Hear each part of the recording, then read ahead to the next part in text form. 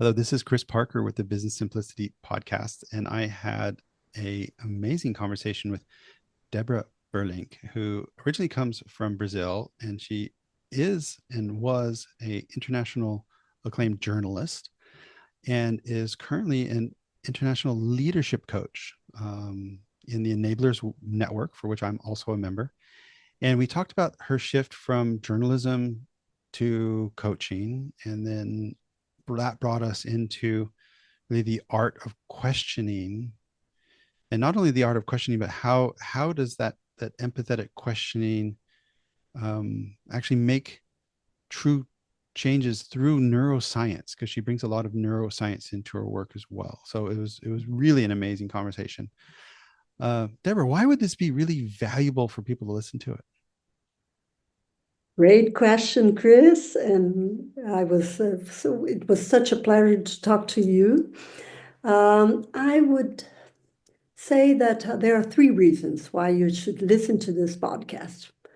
First is that you should try to be yourself in the sense of you will not be a great leader if you're trying to be someone else. So you have to, first of all, work on yourself. If you want to influence other people, you have to self-reflect on what do you truly want. The second, which is linked to this first one, is about curiosity. Be curious, genuinely curious about yourself first. This is the self-reflection part. And be genuinely curious about other people because you will learn a lot from other people. You don't know it all. And it's great. The starting point is we don't know it all. The third reason why you should listen is that we had a wonderful discussion about change. What brings change in behaviors? And it's not what neuroscience teaches is that focusing on the problem will get us nowhere. We have to focus on what some people call a toward state, which is what's my ideal? Where do I want to get? And that's what you want to focus. Because once you realize where do you truly want to get, then you can start thinking about of ways of getting there. And this is really powerful. So stop focusing on the problem and focus more on the person you want to be. Welcome to the Business Simplicity Podcast, where Chris Parker explores how leaders cut through complexity to accelerate strategy, execution, and growth with calm, clarity, and confidence. Welcome back to the Business Simplicity podcast. I am so excited for this conversation. I'm going to be talking with Deborah Berlinck, who is previously a journalist and still is, and also a leadership coach. And together we are members of the Enablers Network, which is a vibrant international community of very unique coaches and consultants and advisors. Everyone has a very fascinating background, and they come together to help organizations and leaders, transform to the next step. And in these ages of AI and digital and disruption, these types of services are needed maybe even more than ever before. Now, I know, Deborah, about your past because as a international journalist, you've been able to have an interview with Bill Gates, with the previous Pope. You spent a lot of time in conflict zones, and in on LinkedIn, you have a kind of I guess a newsletter place where the anxiety pillbox, and one of those in there was the year you nearly died, and so you were in Palestine, in Gaza, and that was a really a high stress situation. And what we're going to talk about today is how did those lessons, that experience, that forming you in journalism has made you a world-class leadership coach. And I think that would be interesting for so many people because um, well, for me, consultants know the answers and coaches know the questions. And I think as a journalist, I've seen you give you have a workshop on the art of great questions, and it was, let's just bring that together. So maybe kick us off with just filling in some of the blanks on how did you shift from international journalist to international leadership coach. How did that shift happen? And then let's dive into maybe the similarities and differences between the two. I'm just really looking forward to discover this with you. Fantastic. Well, first of all, great question, and very happy to be here talking to you, Chris. As I said to you before we started this conversation, it's a pleasure to talk with you in the podcast and outside the podcast, very much so. Um, um, how did this shift come? Very good question. In fact, when I was chasing the big stories all over, I was learning a lot about people, how they behave, how they lead, how they react under deep stress. And I was learning a lot about myself as well. How do I behave under stress? How do I connect with people?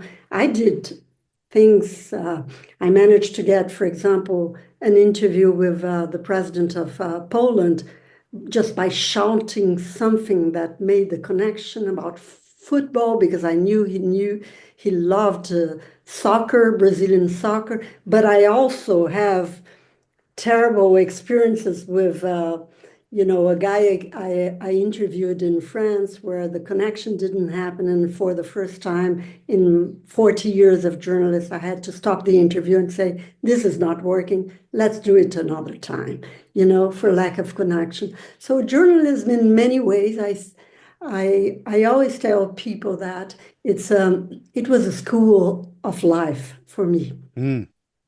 And after journalism, I think the coming from this very exciting world of being always on the road, always in airports, always under pressure, to the quiet space of coaching, it's equally powerful. And Mm. I love bringing all this energy of the experiences I had, and simply, being in this quiet space where I can really use some of the best skills journalists gave me, which is to listen actively, listen. This is the number one skill in journalism, even more than questions sometimes. And this is why coaching was a natural next step in my life, maybe. Well, I'm curious. In coaching, we ask questions, sometimes very confronting questions, and you need to have that vibe and that connection. And in a way, you need to be invited to coach. Because I think the worst thing is you start coaching people who are like, well, I don't need to change. Who are you? So that's something I've learned, is to be invited to coach, and then when you're in that role, to frame your questions. But the intention of that is for the coachee, the person, to be able to reflect and perhaps even ideally shift a mindset or shift a perspective, ultimately to change a behavior or to change an outcome. When you were talking to the people you were interviewing, were you seeking that they have a reflection and a shift, or was it much more that you were seeking the information for the reader, for the audience to have a shift? Like, was there something in between both? Like, were you just gathering the data, or were you actually hoping to influence as well.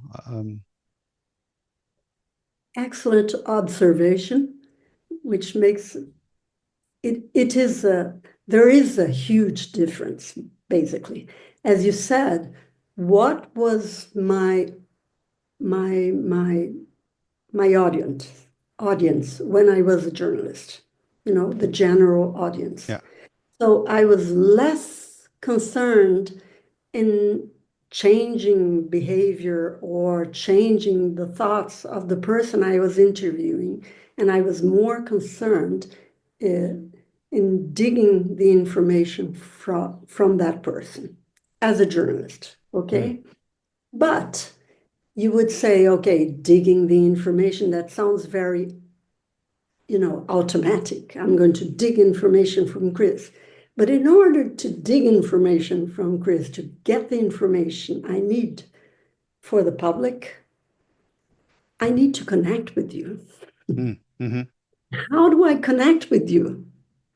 I connect with you by paying attention to what you have to say, by creating this somehow this space of trust.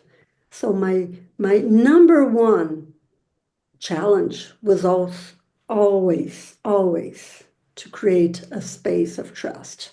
Can you imagine? I mean, most of the time, I was interviewing people who never saw me before. Yeah. Why would they trust me?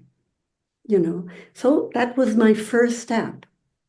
I mean, to make sure there was a safe space where they could trust me. Well, a safe space with a journalist is not that. Yeah, I think for some of those people, I'm not sure if you could. Is not. And depending on whom I had in front of me, okay, if Mm, I had a war criminal, I'm sorry, I'm not going to be nice to you necessarily, okay? And if you happen to say something stupid, I'm not going to, I'm not going to pretend I haven't heard, But if I'm interviewing, as I did in many cases, people who were under deep stress in conflict zones, for example, I would have more of, I would behave more as a coach than mm. as a journalist who wanted to dig at any price the information. Well, how did you create that safe space, that rapport very quickly? So you walk into, we're talking Bill Gates and the Pope, I'm sure that wasn't every day for you, but you were talking with influential people that were known in the press and you had achieved entry. Um, what are some tactics, I guess, that you establish that rapport, and do those things apply to coaching as well, or are those different worlds? Well, one thing that helped me with different people, right? From the president of Poland to the Pope to the war criminal to the simple person I simply meet on the streets. I happen to knock at people's door to ask for information. So you can imagine, I have to establish immediately a connection with this person. It's always about putting myself into their shoes, always, at the beginning, Mm, right? So, and also trying to think, what do they like? How could I create this first connection? So, as I said, my most amazing thing was to get this interview with the president of Poland in Davos. His people were saying, no, no, no, I was trying for 2 months. Okay, they said, no, there's no way, there's no way, there's no way. I suddenly see the president coming towards the bathroom. Can you imagine? okay. Conference room Yeah. towards the Mm. bathroom, full of people around him. All the press person that told me no, all of the ministers and so on, everybody surrounding this very powerful person. And I said, well, you know what? I have nothing to lose. I already have a no. Yeah. So what will I lose if I try something?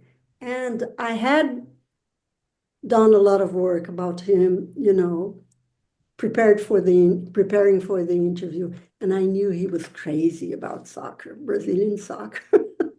So I said, why not? So I screamed, hello, President, I'm a Brazilian journalist, and so I know love soccer and so on. I just need 10 minutes. And he said something so funny. He said, huh, oh, Brazil, soccer, I've been to Maracanã. And I said, I know you've been to Maracanã. This is, Yeah. the door of the bathroom was here. Were you in the bathroom at the time? No. People were trying to chase me, who is this Yeah. crazy woman trying to talk to the president? And he said, and I said, yes, I just need 10 minutes to talk to you. And he said, just wait. I'll go here, and when I come back, we'll talk. Wow. So, Wow.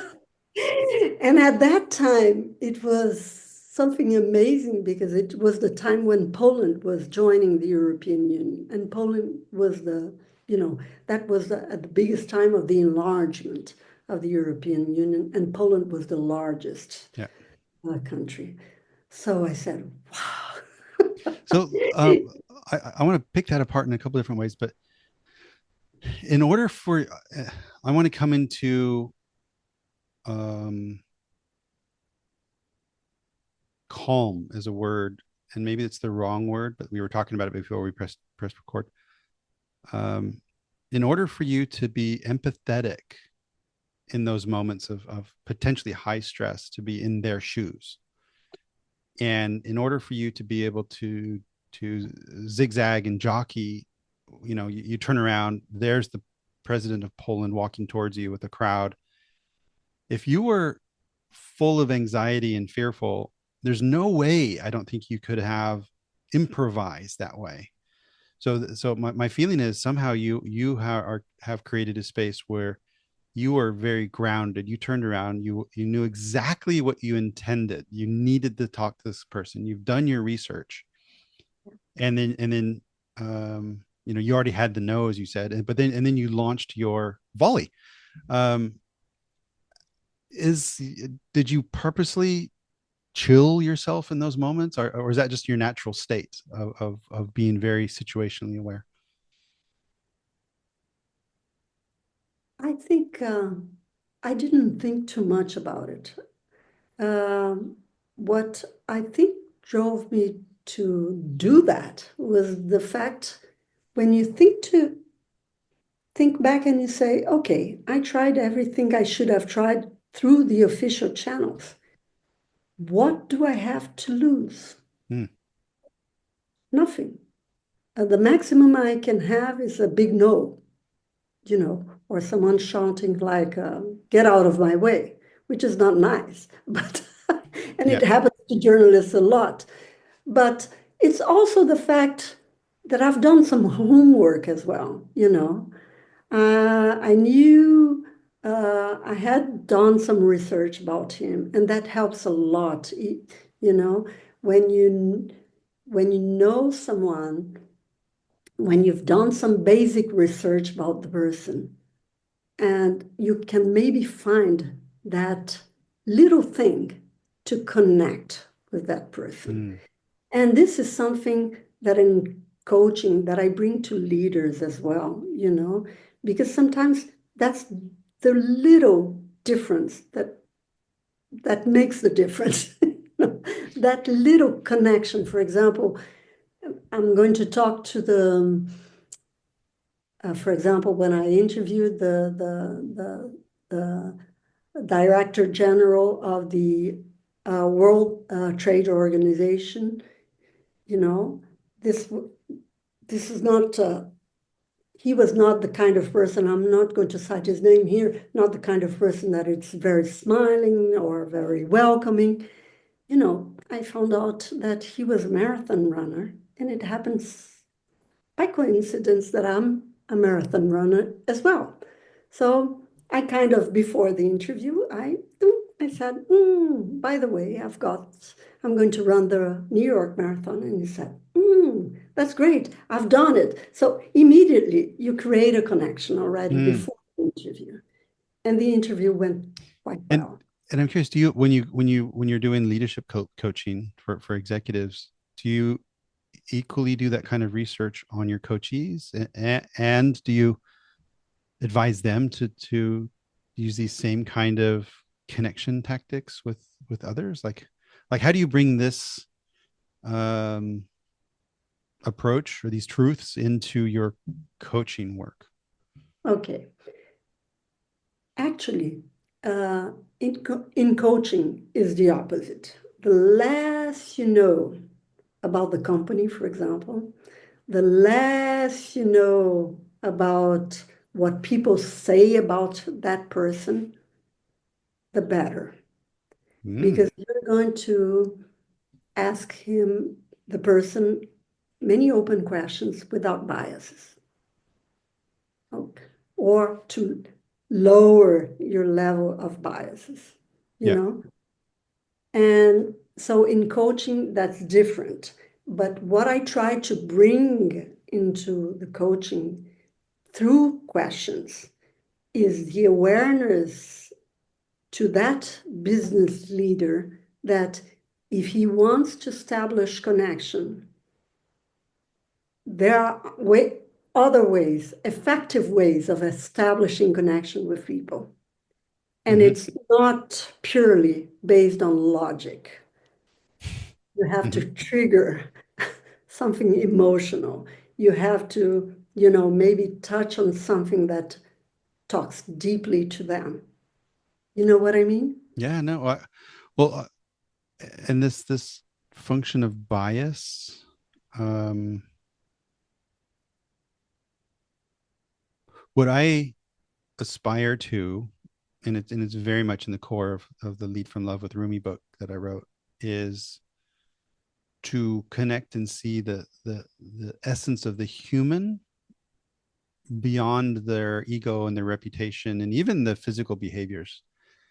Because what I find is if I'm coaching to the events, to the situations that they create around them, those are actually a consequence of whatever is happening within them. And typically, in my experience, I'm curious what you think, executives are very lonely, meaning they don't have someone to talk to.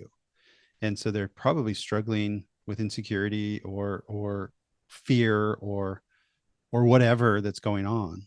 And what I find is to be somewhat aware of the situations that their behavior causes, and this is the hard part, how do you put that bias on pause, so I'm not, you're not thinking that, okay, this guy is just a complete a-hole, and you approach, because if you're approaching with that conclusion, you're going to have a very different outcome.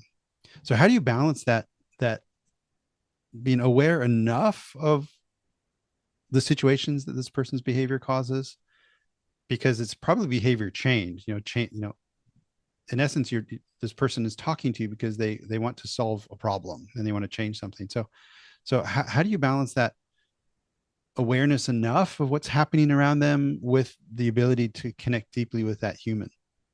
Mhm.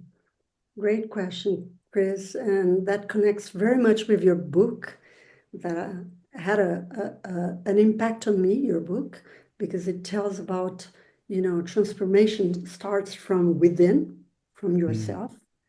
So basically, you know, you're not a leader who is trying to be a great leader. He's not going to achieve that goal if he's trying to be someone else. So, Yeah. the transformation comes from within, and you say it very in a in a very clear way all throughout your book. This is the clear message I got from your book, and so on biases, what I the way to to to contain bias is maybe to be aware of your own biases. Mm. Just as a coach, you're aware of your biases, first of all, and then contain it. Easy said, Hmm. very hard to do it, but how do I turn this around? Okay, I don't want to, for example, I coach someone who we're going through, we're going through having difficult behavior within the company. People would come to me to tell me stories, and I said, okay, I don't want to know more than that. Okay. And what I did in my coaching is I brought constantly this person out of the problem to in what we call in neuroscience a toward state. Okay, instead of digging into everything you did, what kind of person do you want to be? You know, what kind of leader do you want to be? What is your ideal world? And what do you need to get?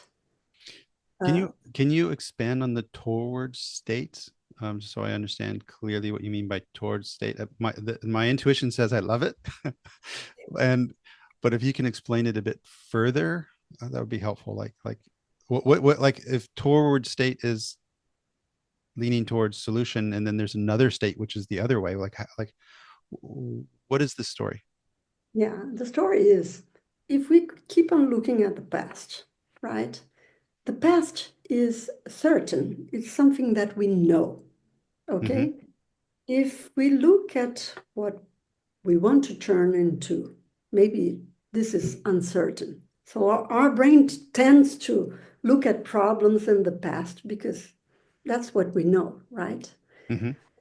A toward state is okay, Deborah, you've been doing this and that, you've been having trouble doing this and that.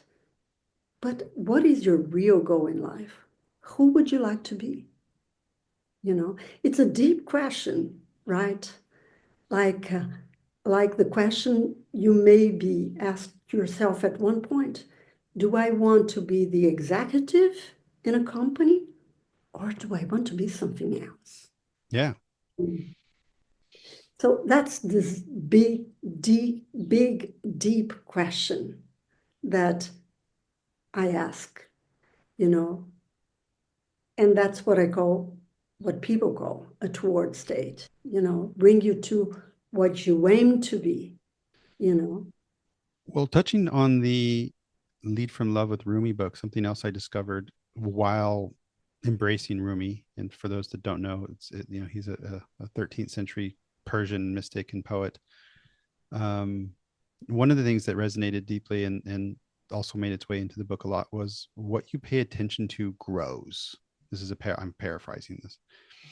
And so when you talk about this forward state, what I see in my own life and also in others is people are so preoccupied by the current reality, and they are um, reacting um, to that current reality instead of having a properly regulated response. I've been reading your newsletters again. So, this reaction to response was another thing that I read in one of your posts on LinkedIn.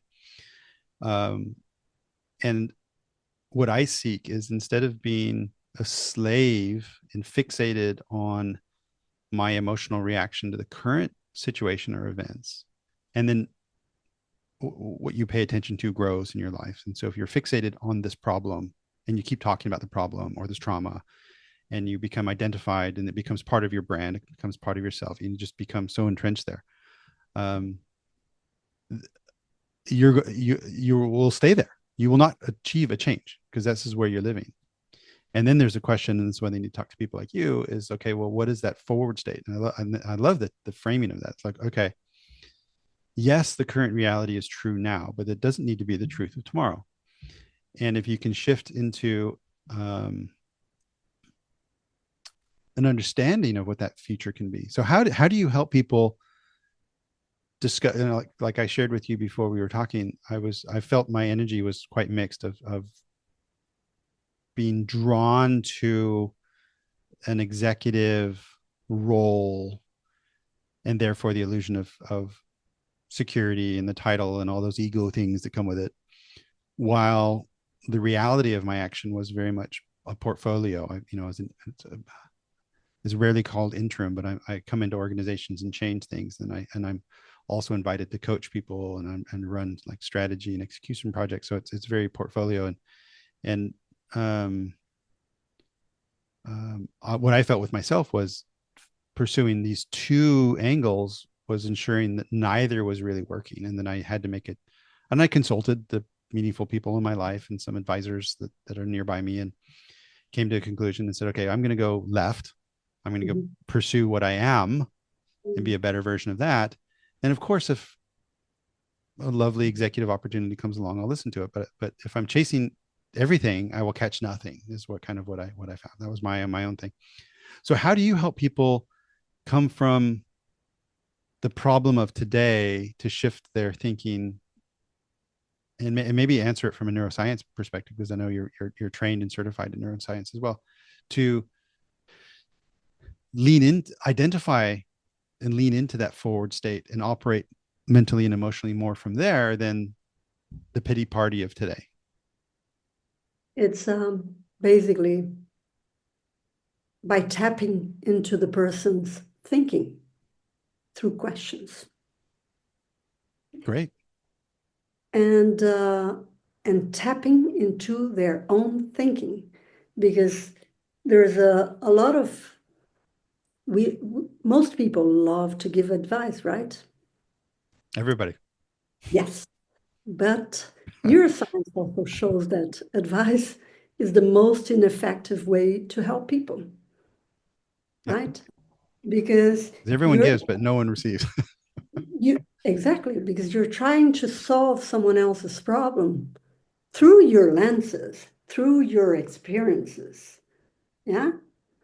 But every brain is different, you know. My neural circuits are not the same as yours. So what's good for me might not be necessarily good for you. So the how do you get to the state in coaching? By tapping into the thinking.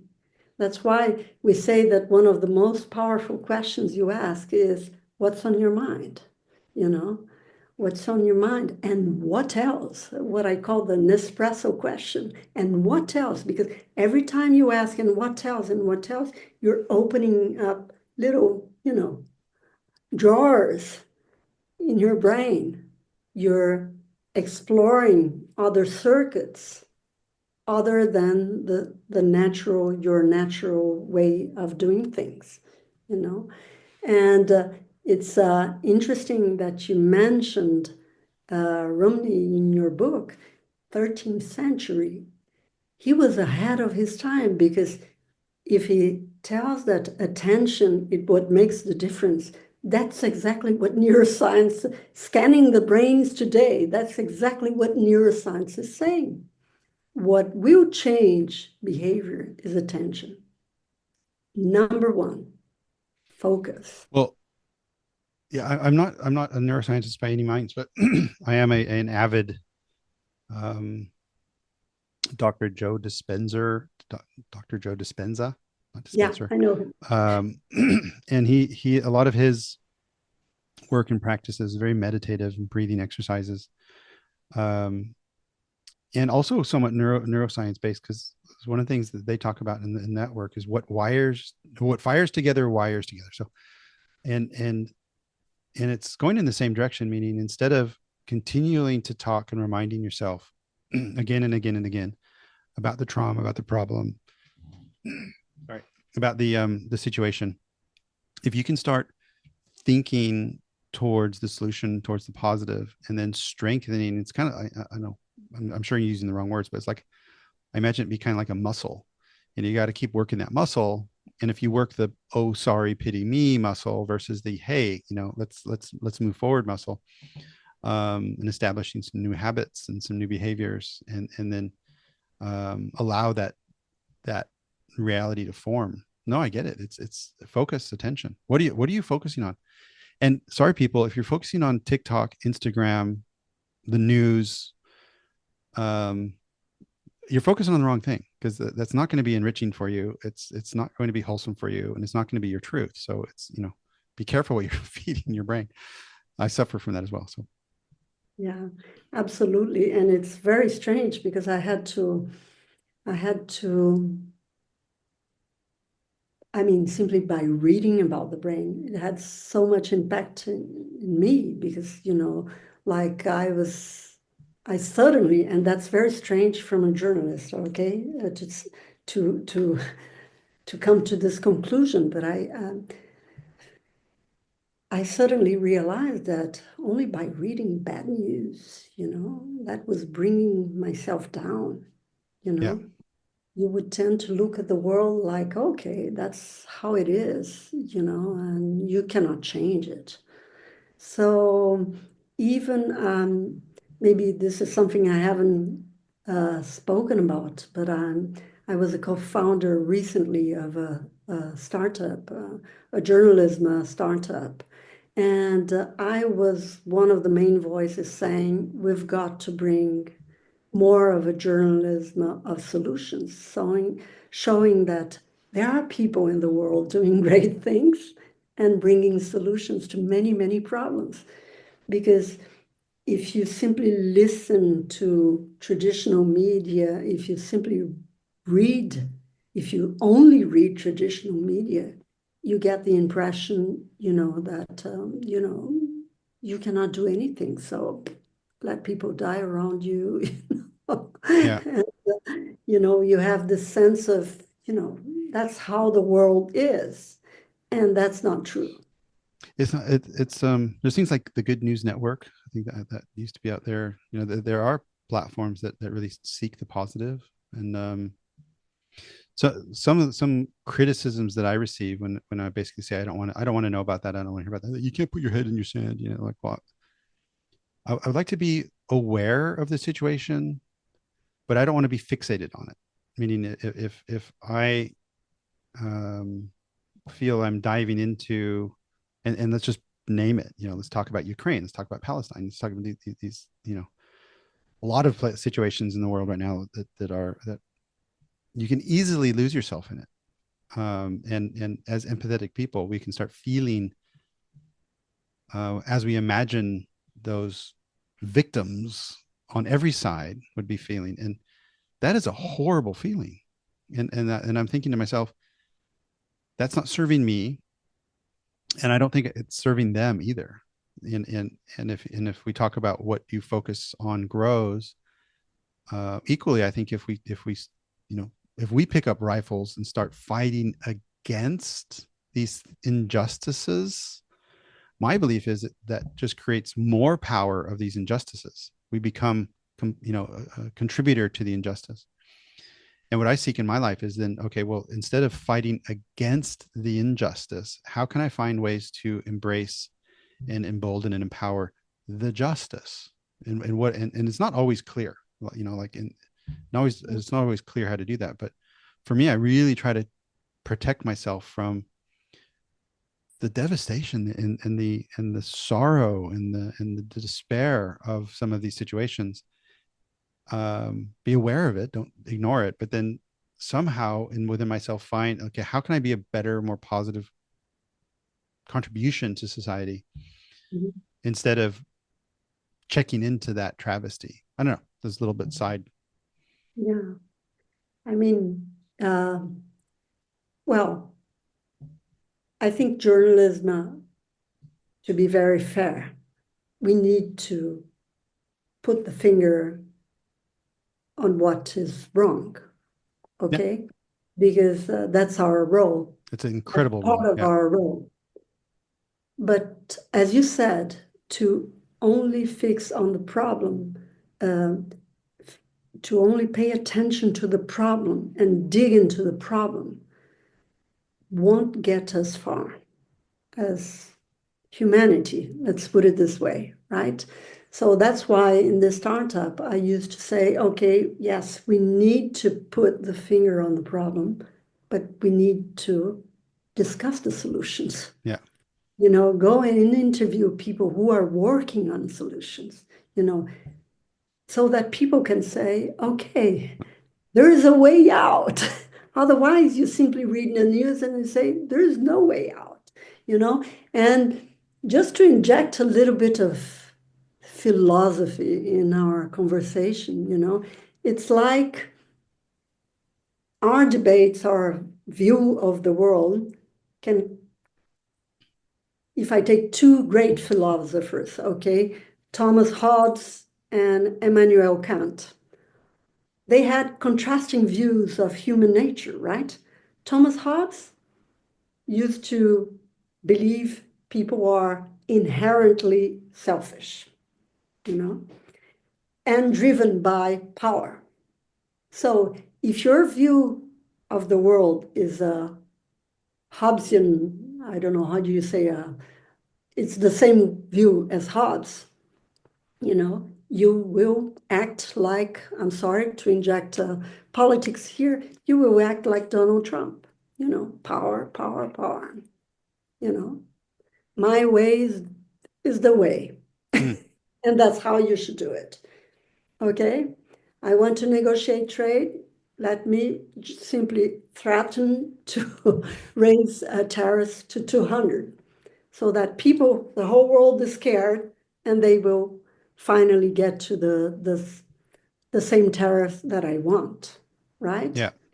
So that's the Hobbes world, Men, women, we are inherently bad. Okay. But if you look at the Immanuel Kant's world is, the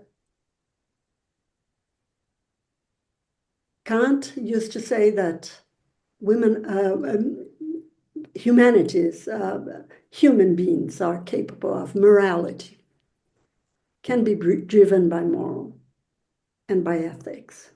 So you see, it all starts on how do we view human nature.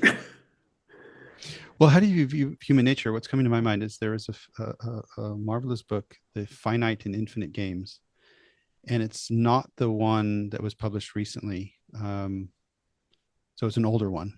And there was a statement in there that was all evil comes from someone doing what they believe is good, paraphrasing. And I'm sure Trump believes what he's doing is good. Of course. And I'm sure some people consider him inherently evil. So it is, the concepts of truth comes up. And what is the truth then? Because coming from the States, and I have family, friends that are very much in favor of Trump. They feel he's not doing enough fast enough. And I have equally the others. And then I guess for me, there's a question, and maybe journalism needs to learn a bit more from coaching in one way, but the word I want to grab onto right now is curiosity. As we are going through life,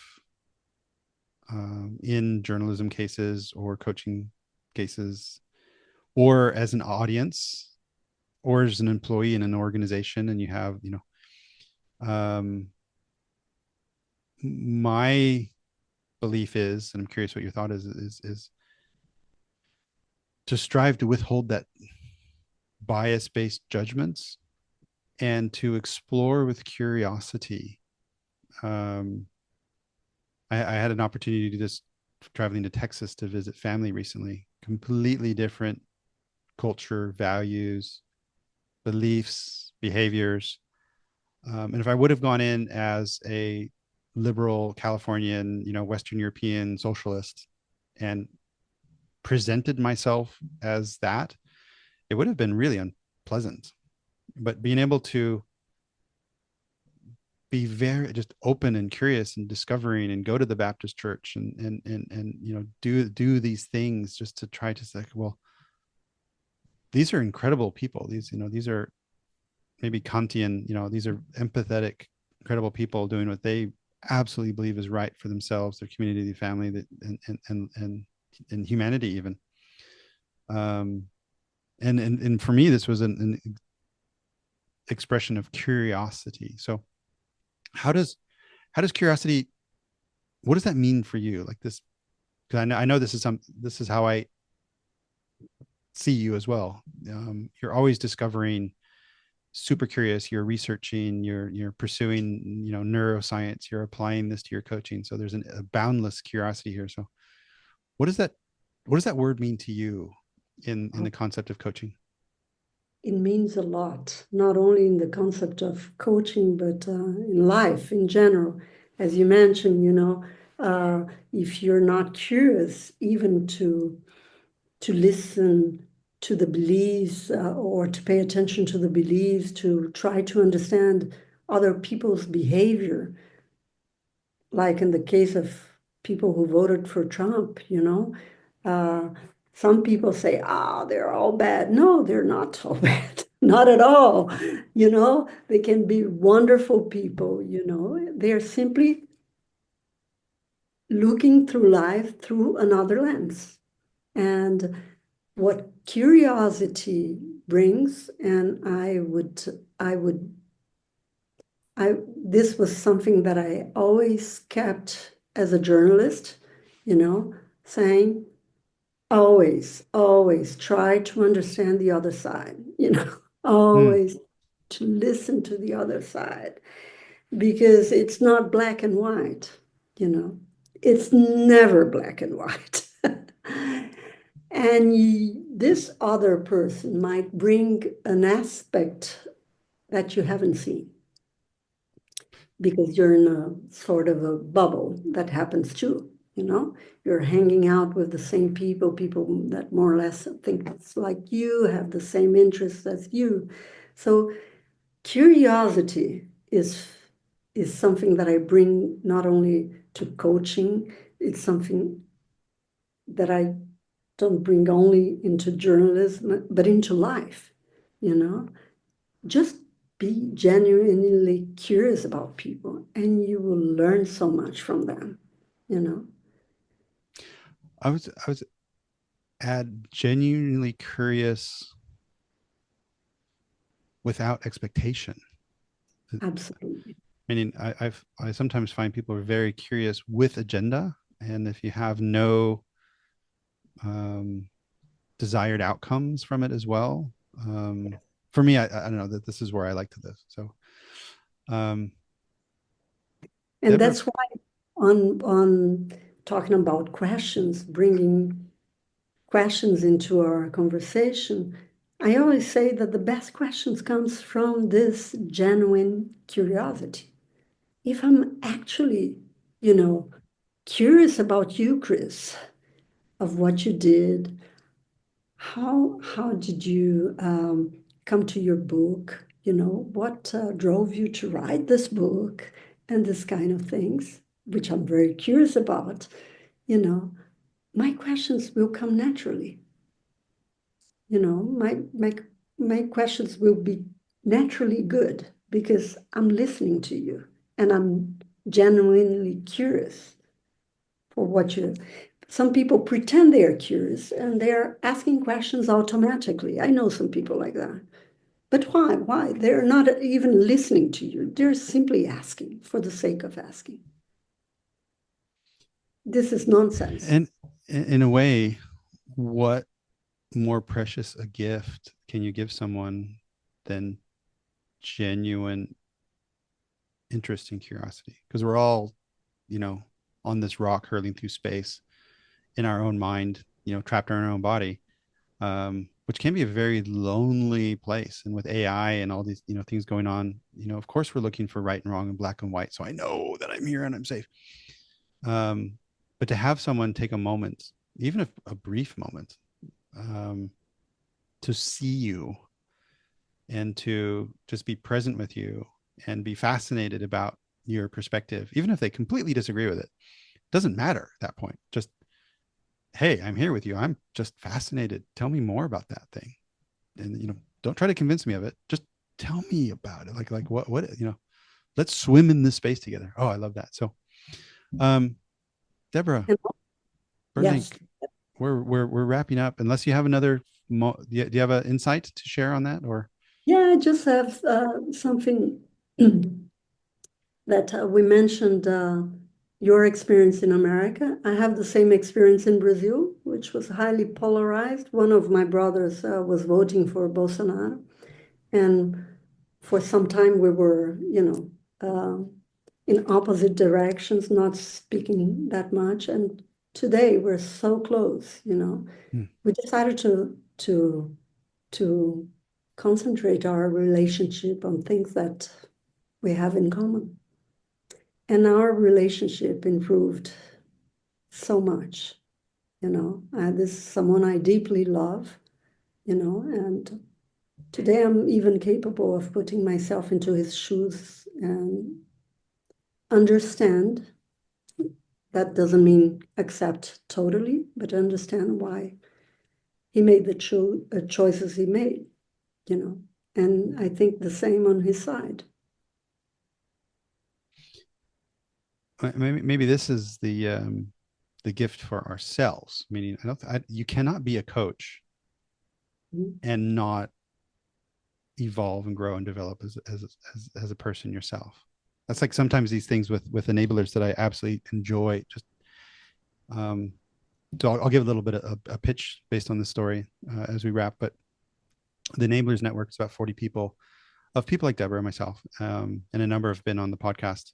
They're just so fascinating people. But we get invited in as a team, 5 to 10 of us, and run really cultural transformation programs, oftentimes triggered by a new CEO, a new strategy, M&A, some shift, and they need the leadership to align and connect as individuals and as collectives. And it's a mix of